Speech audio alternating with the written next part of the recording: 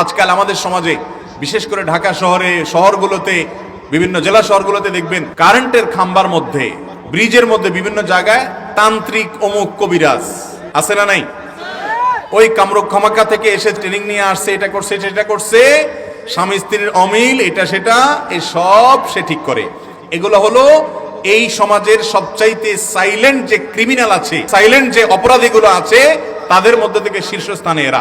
আইন শৃঙ্খলা রক্ষাকারী বাহিনীর দায়িত্ব হলো এদেরকে বিচারের মুখোমুখি করা। কারণ খোঁজ খবর নিয়ে আপনি দেখতে পাবেন ঘরে ঘরে আজ অশান্তি, স্বামী স্ত্রীর মধ্যে দাম্পত্য কলহ এবং মানুষকে নানা রকম জাদু টোনা ব্ল্যাক ম্যাজিক করে ক্ষতি করা, এগুলা ঘরে ঘরে। এই সবগুলো এই সমস্ত তান্ত্রিক কবিরাজরা।